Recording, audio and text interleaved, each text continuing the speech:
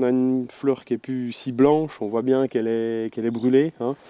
Et après, il suffit simplement d'aller ouvrir la fleur pour voir le fruit, vous voyez, qui est tout noir dedans, quoi. Des fleurs noircies, brûlées par le gel. Triste constat ce jeudi matin sur plusieurs milliers d'arbres fruitiers du verger Grand-Dieu à Grignoncourt. Les gelées de ces 3 dernières nuits, en particulier la dernière où la température est descendue à -6 degrés, ont été dévastatrices, et ce malgré les 250 brûleurs, le dragon de brouillard et les 7 personnes mobilisées.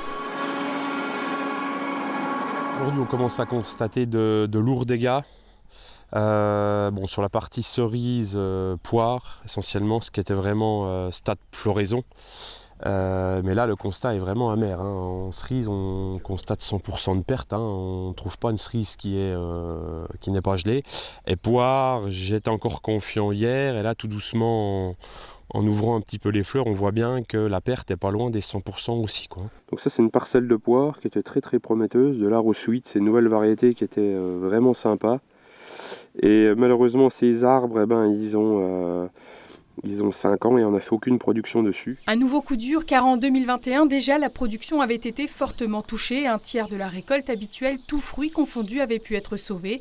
Pour espérer couvrir les charges et rentrer dans ses frais, le producteur doit récolter cette année 200 à 250 tonnes de fruits.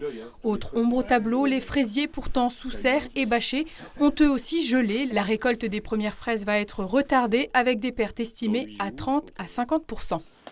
Il n'y a pas photo, on voit tout de suite, hein, le fruit gelé. Là, 22, on avait investi d'autant plus dans des brûleurs. On était préparé, je dirais, une marche au-dessus, un cran au-dessus, mais ça ne suffit pas. L'année dernière, on avait fait un devis pour de la tour à vent, de l'éolienne, avec un brûleur à gaz en dessous.